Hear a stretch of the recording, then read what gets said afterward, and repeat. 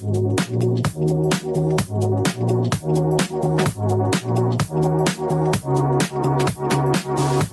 विद्यार्थी मित्रांनो, मी संकेत राजे कदम केमिस्ट्री सीईटी पेपर एक्सप्लेनेशनच्या आजच्या नवीन सेशनमध्ये आपण सर्वांचे स्वागत करतो। वेक्टर पी क्यू आर दिलेले आहेत आणि एक डिटर्मिनंट या ठिकाणी दिलेला आहे। आपल्याला a into B into C चं व्हॅल्यू या ठिकाणी कॅल्क्युलेट करायचं आहे। बघा, वेक्टर, डिटर्मिनंट आणि मॅट्रिसेस या दोन टॉपिकचा या ठिकाणी कंबाईन कन्सेप्ट विचारलेला आहे। या ठिकाणी जे काही पी क्यू आर वेक्टर दिलेले आहेत तर हे दिलेत या ठिकाणी नॉन कोप्लानर। नॉन कोप्लानर याचा अर्थ जे काही पी चा वेक्टर आहे म्हणजे त्याचे पॉइंट कोण 1 ए स्क्वेअर, त्यानंतर क्यू साठी 1 बी स्क्वेअर, आर साठी 1 सी स्क्वेअर, यांचा जर डिटर्मिनंट आपण कॅल्क्युलेट करणार तर तो इक्वल टू 0 मिळणार नाही। ही पहिली कन्सेप्ट या ठिकाणी लक्षात घ्या। त्यानंतर आपल्याला जो काही डिटर्मिनंट दिलेला आहे तो काय आहे बघा, A B C, A square B square C square, त्यानंतर 1 plus A cube, 1 plus B cube, 1 plus C cube, याचा डिटर्मिनंट दिला इक्वल टू 0। आता ह्या जो काही डिटर्मिनंट आहे या ठिकाणी डिटर्मिनंट्सचे काही रूल्स जर आठवले तर बघा लक्षात घ्या, एक रूल असा आहे की दोन डिटर्मिनंट जर वेगवेगळे असतील तर त्याचं समेशन आपण करू शकतो, त्यालाच आपण या ठिकाणी वापरू आणि हा जो काही डिटर्मिनंट आहे याला सेपरेट करू। म्हणजेच मला सांगायचं आहे बघा, A B C, A square B square C square, A cube B cube C cube, या डिटर्मिनंटला ऍड करू A B C, A square B square C square आणि त्यानंतर 1 1 1 इक्वल टू आपल्याला जे काही 0 दिलेलं आहे ते ऍज इट इज मिळेल। आपण काय केलंय, पहिला कॉलम दुसरा कॉलम ऍज इट इज, तिसरा जो काही कॉलम आहे तो तिसऱ्या कॉलम मध्ये जर ऍड केला तर बघा 1 plus A cube, 1 plus B cube, 1 plus C cube या पद्धतीने आपल्याला मिळेल। आता या ठिकाणी लक्षात घ्या, हा जो काही पहिला डिटर्मिनंट आहे तर त्याच्या पहिल्या रो मधून आपण या ठिकाणी कॉमन घेऊ शकतो ए, दुसऱ्या रो मधून कॉमन घेऊ शकतो बी, तिसऱ्या रो मधून कॉमन घेऊ शकतो आपण सी। जर मी त्याचा ए बी सी कधी घेतला कॉमन तर आपल्याकडे डिटर्मिनंट मध्ये असेल बघा, ए गेला म्हणजेच 1, या ठिकाणचा ए गेला म्हणजेच ए, इथला ए गेला म्हणजेच ए चा स्क्वेअर, त्यानंतर 1 बी स्क्वेअर सेम 1 सी आणि सी स्क्वेअर प्लस, आता समोर बघा या ठिकाणी जे काही डिटर्मिनंट आहे आपण डिटर्मिनंटचा रो किंवा कॉलम जर इंटरचेंज केला तर साइन चेंज होतं। ओके, जर इंटरचेंज केला तर साइन चेंज होतं, पण जर तेच रो किंवा कॉलम आपण एक सायकल नुसार जर चेंज केले तर कोणताही साइन चेंज होत नाही। म्हणजेच काय, जर हा 1 1 1 आहे तो जर एकदम सुरुवातीला चालला, ठीक आहे, तर या ठिकाणी काय होईल की दोनदा चेंज होईल ते, आणि आपल्या डायरेक्ट सायकल नुसार जर गेले तर एकदा चेंज। म्हणजेच काय, मला असं म्हणायचं आहे, हा 1 1 1 जर मी घेतला 1 नंबरला, ठीक आहे, हा ए बी सी जाईल 2 आणि ए square B square C square जाईल 3 नंबरला, तर या ठिकाणी साइन चेंज होणार नाही। Okay, equal to 0। आता बघा या ठिकाणी आपला ए बी सी समोर जो काही डिटर्मिनंट आहे, समजा हा पहिला डिटर्मिनंट, हा दुसरा, तर दोन्ही डिटर्मिनंट या ठिकाणी सेम आहेत। मी काय म्हणतो, या दोघांपैकी जर एखाद्याला कॉमन घेतला, ठीक आहे, कॉमन घेतला, समजा काय की या डिटर्मिनंटची व्हॅल्यू या डिटर्मिनंटची व्हॅल्यू काहीतरी त्याचं एक आपल्याला व्हॅल्यू मिळणार आहे, समजा एक्स मिळालं, समजा याची व्हॅल्यू मिळाली एक्स, ओके, आणि या ठिकाणी याची पण मिळेल मग एक्स। जर तो एक्स कधी मी या ठिकाणी कॉमन घेतला, म्हणजेच पूर्ण डिटर्मिनंट जर कॉमन घेतला तर मला काय मिळेल, हा डिटर्मिनंट 1 1 1 ए बी सी आणि या ठिकाणी A square B square C square equal to 0, तो घेतला मी कॉमन, तो कॉमन घेतल्यानंतर इथला काटला म्हणजे तो उरला फक्त ए बी सी प्लस समोर मिळाला मला 1 मल्टिप्लाय बाय तो डिटर्मिनंट, दॅट्स इट। आता determinant is not equal to आपण 0 म्हटलंय, म्हणजे त्या डिटर्मिनंटचं जे काय व्हॅल्यू निघणार आहे, सपोज एक्स निघेल, वाय निघेल, त्याने जर पलीकडे जाऊन डिवाइड केलं तर तो त्या ठिकाणी झिरोला डिवाइड केल्यानंतर कॅन्सल होऊन जाईल, म्हणजे झिरो. तर आपल्याला या ठिकाणी काय मिळालं, आपल्याला मिळालं बघा ABC+1 इज इक्वल टू, तो पलीकडे जाऊन झिरो झाला म्हणजे zero. Therefore ABC is equal to -1. ABC is equal to -1. Therefore, option B is the correct answer. Two adjacent sides of parallelogram ABCD are given by AB bar, AD bar. The side AD is rotated by the acute angle alpha in the plane of parallelogram so that AD becomes AD dash. If AD dash makes a right angle with the side AB, then cos alpha. या ठिकाणी बघा, vector या chapter मधला अत्यंत सोपा प्रश्न विचारलेला आहे. आपल्याला कॅल्क्युलेट करायचा आहे कॉस अल्फा. आता लक्षात घ्या की समजा या ठिकाणी जे काही वेक्टर दिलेले आहेत आपल्याला, हा आहे AB आणि हा आहे AD. ओके, आता त्यांनी काय म्हटलंय, हा जो AD आहे तर तो AD या AB ला झालाय म्हटले परपेंडिक्युलर आणि हा बनला AD डॅश. ओके, समजा हा जुना अँगल होता थिटा, या ठिकाणी या डी पासून ते डी बार पर्यंत अँगल जितका रोटेट झाला तो झाला अल्फाने रोटेट, आणि आपल्याला कॅल्क्युलेट करायचा आहे या ठिकाणी cos alpha. Cos alpha calculate करायचा म्हणजेच एडी आणि एडी बार या दोन वेक्टरच्या मधला अँगल, या दोन लाईनच्या मधला अँगल या ठिकाणी कॅल्क्युलेट करायचा आहे. बघा, सुरुवातीला तर आपण काय करू, थिटा कॅल्क्युलेट करून घेऊ. या ठिकाणी हेअर सांगा मला, cos theta is equal to काय फॉर्म्युला आहे, तर टू ऍडजसंट साइडचा डॉट प्रोडक्ट. ऍडजसंट साइड कोणत्या, एडी आणि एबी. या ठिकाणी घ्या AB bar dot AD bar, याला डिवाइड करा एबी बारची मॅग्निट्यूड इनटू एडी बारची मॅग्निट्यूड. चला या ठिकाणी व्हॅल्यू पुट करा. एबी बारचं काय दिलेलं आहे आपल्याला vector 2i cap plus 10j cap plus 11k cap dot AD bar काय दिलेला आहे या ठिकाणी, एडी बारच्या व्हॅल्यू पुट करा. या ठिकाणी एडी बार दिलेला आहे बघा -i cap plus 2j cap plus 2k cap.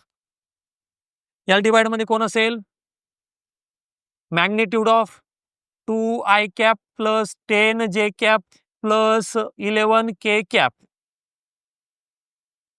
Into magnitude of -i cap plus 2j cap plus 2k cap.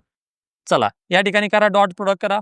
Dot product कोणाचा कोणासोबत होतो, i dot i 1, j dot j आणि k डॉट k, म्हणजे 2i ने minus i ला या ठिकाणी multiply करा. ते मिळालं आपल्याला -2 इनटू 10 टू जा 20 प्लस 11 टू जा 22 डिवाइड मध्ये. आता याचा आपल्याला घ्यायचा आहे मॅग्निट्यूड. याची मॅग्निट्यूड काय असेल, √2 square plus 10 square plus 11 square into √. या ठिकाणी -1 चा स्क्वेअर प्लस 2 चा स्क्वेअर प्लस 2 चा स्क्वेअर. कॅल्क्युलेट करा. या ठिकाणी 20 आणि 22 42, 42 - 2 या ठिकाणी मिळाला आपल्याला 40. डिवाइड मध्ये 2 चा स्क्वेअर 4, 10 चा 100 आणि 11 चा 121, म्हणजे त्याचं ऍडिशन झालं 225. 225 म्हणजे या ठिकाणी मिळाला आपल्याला 225 चा रूट 15. ओके, समोर 1 चा स्क्वेअर 1, 2 चा स्क्वेअर 4 आणि 2 चा स्क्वेअर 4, 4 4 1 म्हणजे हे मिळालं आपल्याला या ठिकाणी 3. तर जर 5 ने डिवाइड करसाल तर 5 8 40 आणि खाली 5 त्रिक 15, 3 त्रिक 9, म्हणजे या ठिकाणी बघा लक्षात घ्या आपल्याला कॉस थिटा काय मिळालेला आहे, here cos theta is equal to आपल्याला मिळाला 8/9. आता आपल्याला कॅल्क्युलेट करायचं आहे कॉस अल्फा. तर कॉस अल्फा पर्यंत जाण्याच्या आधी या ठिकाणी काय सांगितलं त्यांनी, acute angle alpha in the plane parallelogram so that AD becomes AD bar makes a right angle with side AB. या ठिकाणी एडी बार काय आहे, AD bar is perpendicular to AB, म्हणजेच एडी बारचा जुना अँगल काय होता, देअरफॉर जुना अँगल होता थिटा प्लस नवीन परत त्याने अल्फा ऍड केला इज इक्वल टू 90 डिग्री. तर आपल्याला या ठिकाणी मिळालेलं आहे here alpha is equal to 90 minus theta. Alpha is equal to 90 minus theta. आपल्याला कॅल्क्युलेट करायचं आहे here cos alpha equal to, तर कॉस अल्फाच्या जागी मी 90 मायनस थिटा पुट करू शकतो, बिलकुल 90 मायनस थिटा. आता मला सांगा कॉस 90 मायनस अँगल असेल तर आपण त्याला काय लिहित असतो, साइन अँगल म्हणजे साइन थिटा. तर कॉस अल्फाची व्हॅल्यू या ठिकाणी आपल्याला मिळेल cos alpha is equal to sine theta. आता साइन थिटा या ठिकाणी काढता येईल का आपल्याला? बिलकुल काढता येईल. कशावरून? तर आपण या ठिकाणी कॉस थिटाची व्हॅल्यू काढलेली आहे. बघा हे sine theta is equal to काय असेल? Under root 1 minus cos square alpha, म्हणजेच 1 मायनस कॉसची व्हॅल्यू किती आहे या ठिकाणी?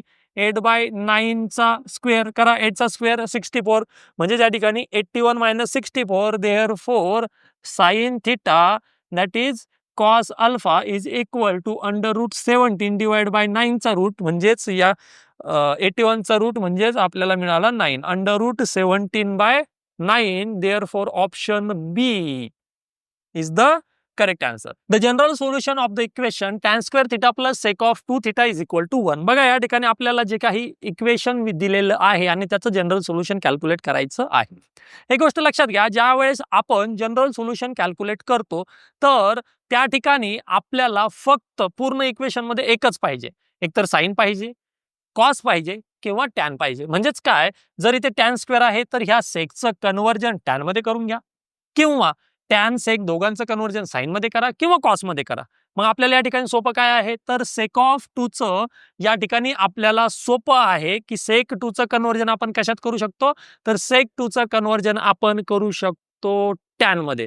मग कसं, तर आपल्याकडे फॉर्म्युला आहे cos of 2 theta is equal to 1 minus tan square theta upon 1 plus tan square theta. बघा लक्षात घ्या, हे मिळालं कॉसचं value.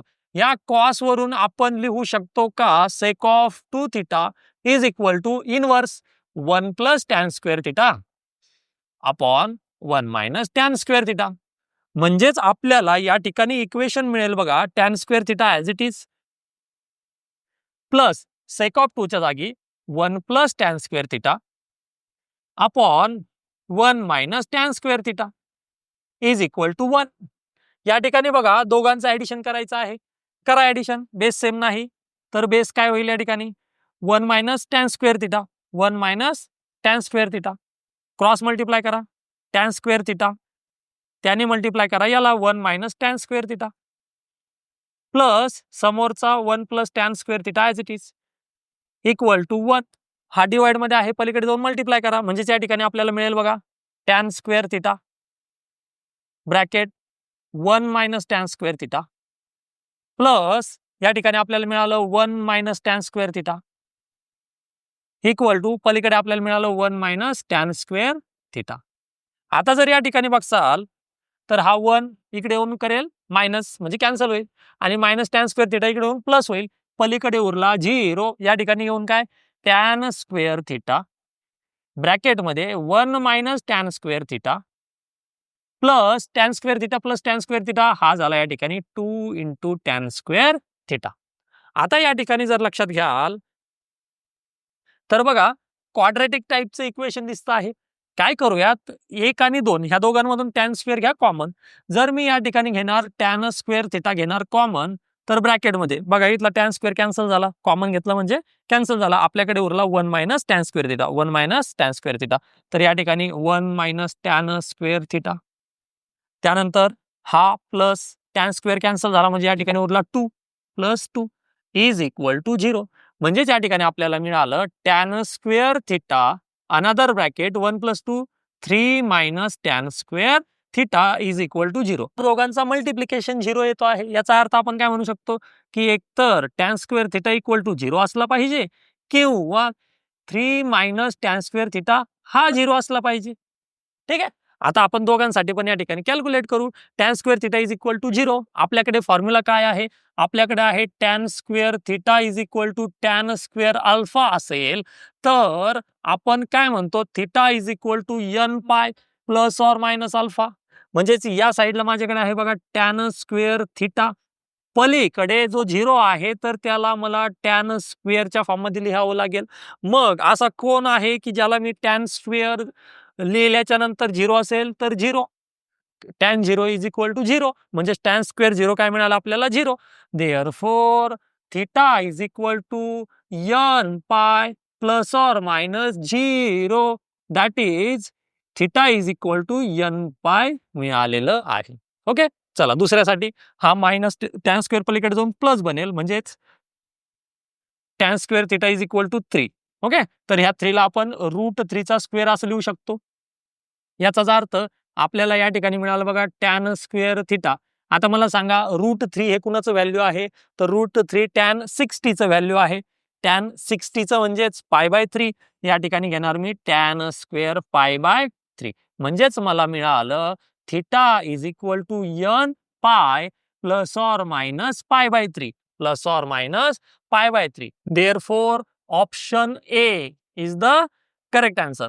In a triangle ABC with usual notation, the side ABC are such that they are roots of the equation. Then cos A upon A plus cos B upon B plus cos C upon C calculate करायचं आहे. बघा या ठिकाणी लक्षात घ्या, हा जो A कॉसला divide मध्ये आहे, सपोज आपण साईडला घेतला तर कॉस ए चा काय फॉर्म्युला आहे या ठिकाणी सांगा.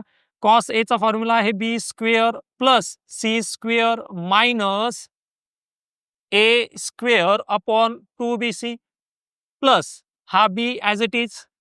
कॉस बी चा काय फॉर्म्युला आहे A square plus C square minus B square upon 2ac plus cos C चा काय फॉर्म्युला आहे A square plus B square minus C square upon 2ab आणि त्याचा divide by C as it is.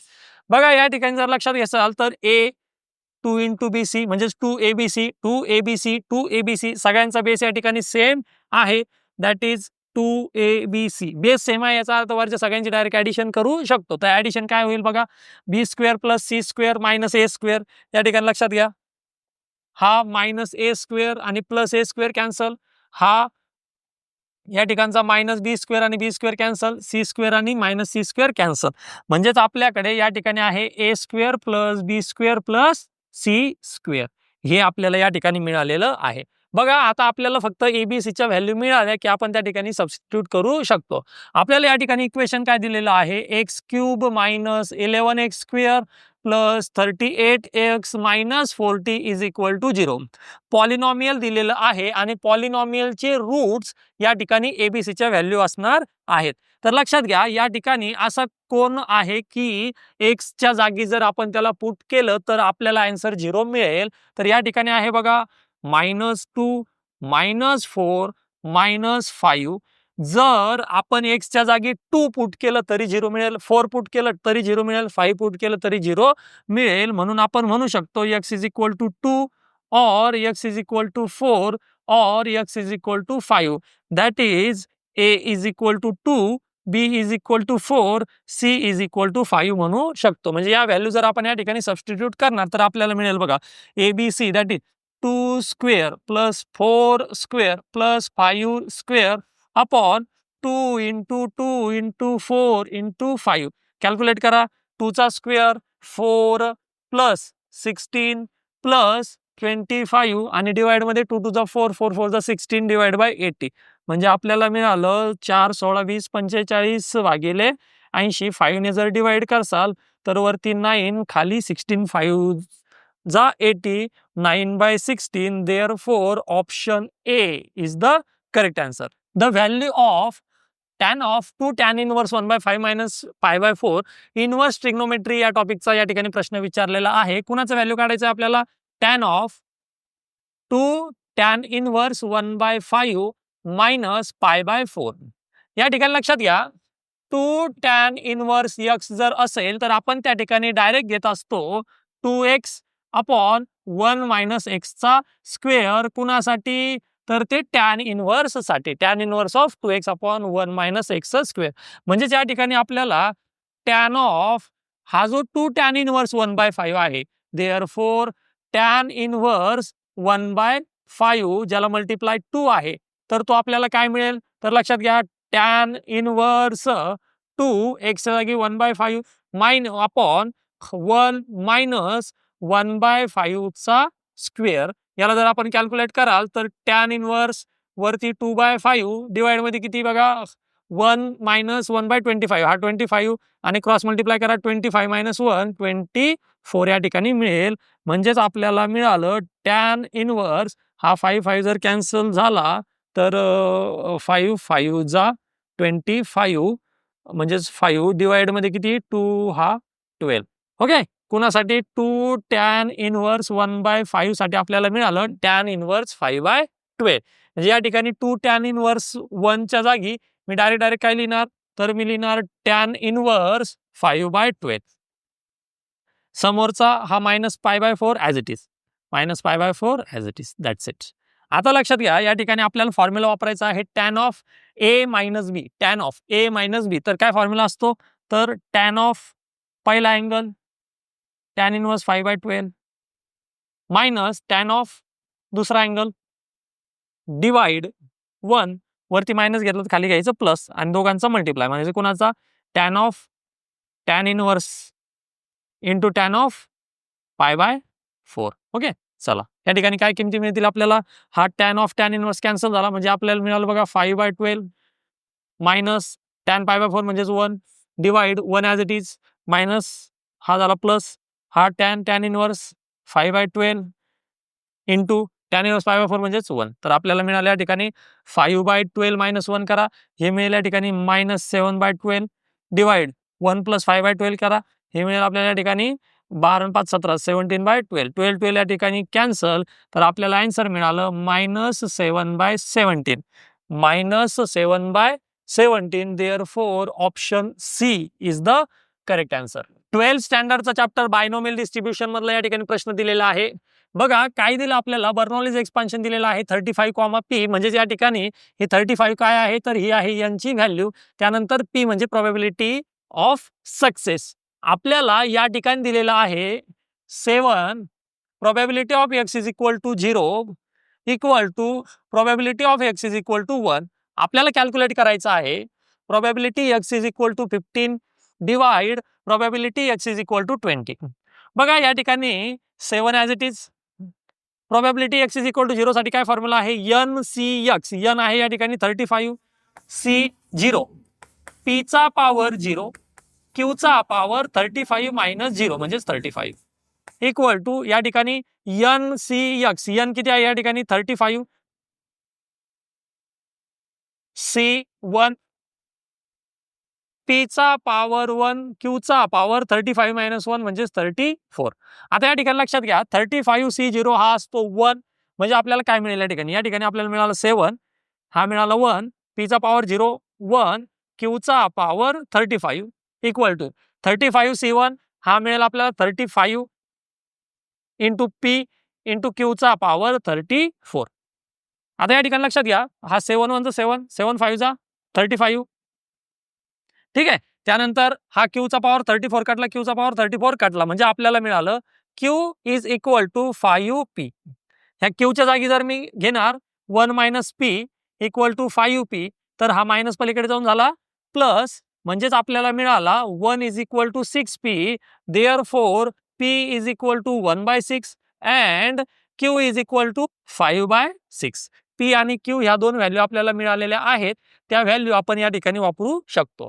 बघा आपल्याला जे calculate करायचं आहे probability x is equal to 15, तर काय फॉर्म्युला आहे NCX. n किती येतं 35, C 15, p चा पॉवर 15, q चा power 35 minus 15 that is 20 upon त्यानंतर 35 C 20, p चा पॉवर 20, q चा पॉवर 35 मायनस 20 म्हणजेच 15. आता एक गोष्ट लक्षात या 35 C 15 जो कॅल्क्युलेट करायचा आहे, तर बायनॉमियल डिस्ट्रीब्युशन शिकवत असताना तुम्हाला एक कन्सेप्ट सांगितलेला आहे, आणि तो म्हणजेच जे की परम्युटेशन अँड कॉम्बिनेशन मध्ये तुम्हाला सांगितलेला आहे, तो कन्सेप्ट असा की जर हा वरचा नंबर आणि खालचा दोघांच्या मधला डिफरन्स, आता बघा या ठिकाणी दोघांच्या मधला डिफरन्स किती आहे 35 मायनस 15 20, हा डिफरन्स आणि हा नंबर जर सेम सेम असेल तर दोघांच्या व्हॅल्यू सेम असतात. ओके, आता इथं बघा 35 मायनस 15 35 मायनस 20 15, इथं 15 आहे बघा.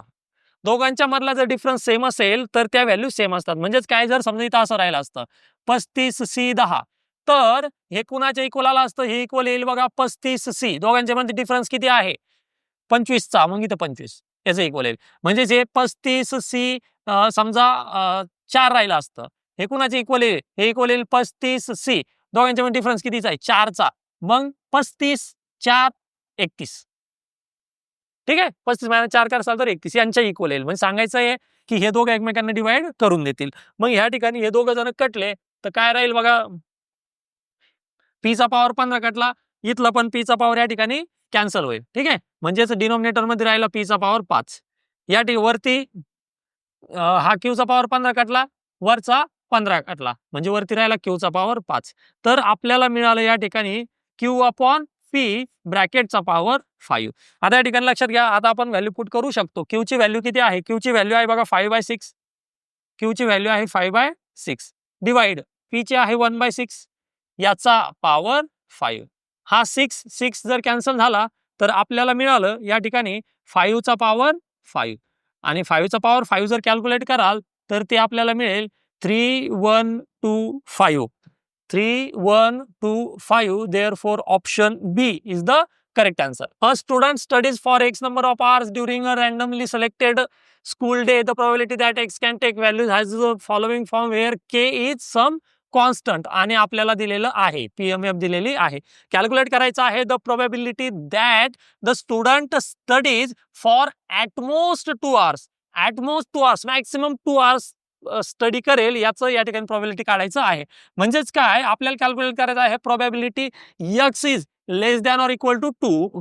त्याचा अर्थ probability x is equal to 0, probability x is equal to 1, probability x is equal to 2 इतकीच आपल्याला प्रोबॅबिलिटी कॅल्क्युलेट करायची आहे. ठीक आहे, चला या ठिकाणी काय करू, आपण सुरुवातीला एक चार्ट बनवून घेऊ. आपल्याला काही किमती या ठिकाणी लक्षात येतील. चार्ट कुणाचा, या ठिकाणी असेल x, या ठिकाणी असेल त्याचं प्रोबॅबिलिटी. बघा xi किती आहे, तर xi 0 पासून ते 4 पर्यंत 0, 1, 2, 3, या ठिकाणी 4. बघा 0 साठी किती प्रोबॅबिलिटी 0.2, 1 साठी किती आहे kx. k ची किंमत तर माहित नाही पण x माहिती बिलकुल, x किती 1, म्हणजे या ठिकाणी प्रोबॅबिलिटी असेल 1k. ओके, 2 साठी काय आहे kx, म्हणजे x चं व्हॅल्यू आहे 2, तर या ठिकाणी होईल 2k. ठीक आहे, त्याच्यासाठी चार्ट बनवला आपण.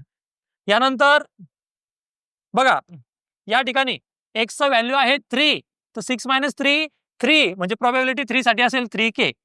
त्याच्यानंतर 4 साठी 6 - x, 6 - 4 म्हणजे 2k. That's it. क्लिअर सगळ्यांना? चला आता आपल्याला हे जे काही दिलेलं आहे तर हे काय आहे, प्रोबॅबिलिटी मास फंक्शन आहे. म्हणजेच या ठिकाणी आपण म्हणू शकतो hair probability of 0 plus probability of 1 plus probability of 2 plus probability of 3 plus probability of 4 is equal to 1. सगळ्यांच्या probability summation 1. व्हॅल्यू पुट करा. probability 0 किती आहे 0.2 प्लस 1 साठी आहे 1k, 2 साठी आहे 2k, 3 साठी आहे 3k, 4 साठी आहे 2k is equal to 1. 0.2 पलीकडे जाऊन जर झाला मायनस तर 0.1 मायनस 1 मायनस 0.2 तो होईल 0.8. या ठिकाणी समेशन करा. 1k, 2k, 3k, 2k हा झाला सगळा 8k. 8 पलीकडे जाऊन डिवाइड, म्हणजेच k इज इक्वल टू मिळाला 1/10. तर k चं व्हॅल्यू मिळालेलं आहे 1/10. आता आपल्याला जे प्रोबॅबिलिटी कॅल्क्युलेट करायचं आहे, प्रोबॅबिलिटी ऑफ 0 किती आहे 0.2 प्लस प्रोबॅबिलिटी ऑफ 1 किती आहे, प्रोबॅबिलिटी ऑफ 1 आहे 1k प्लस प्रोबॅबिलिटी ऑफ 2 किती आहे 2k. म्हणजेच आपल्याला मिळालं 0.2 plus k plus 2k that is 3k. म्हणजेच मिळालं बघा आपल्याला 0.2 प्लस 3 इंटू 1/10, म्हणजेच आपल्याला मिळालं 0.2 प्लस 0.3 दॅट इज 0.5. तर या ठिकाणी आपल्याला मिळालेलं आहे B 0.5. Therefore option B is the correct answer. MHT CETचा पेपर एक्सप्लेनेशन मध्ये आज आपला पहिला पेपर या ठिकाणी पूर्ण संपलेला आहे, जो की MHT CET ने 5 मे 2025 या दिवशीच्या परीक्षेत विचारला होता. या पेपर एक्सप्लेनेशन मध्ये घेतलेल्या कन्सेप्ट, घेतलेले न्यूमेरिकल्स जर तुम्हाला समजले असतील तर आम्हाला कमेंट बॉक्समध्ये नक्कीच सांगा. जर तुमचे काही डाऊट्स असतील, काही अडचणी असतील किंवा तुमच्याकडे एखादी स्टेप याच्यापेक्षा जर सोपी असेल किंवा तुम्हाला जर काही विचारायचं असेल की आपण अशा पद्धतीने सुद्धा करू शकतो का, तर नक्कीच तुम्ही कमेंट बॉक्समध्ये त्या ठिकाणी सांगू शकता. चला भेटूयात नेक्स्ट सेशन मध्ये. थँक्यू.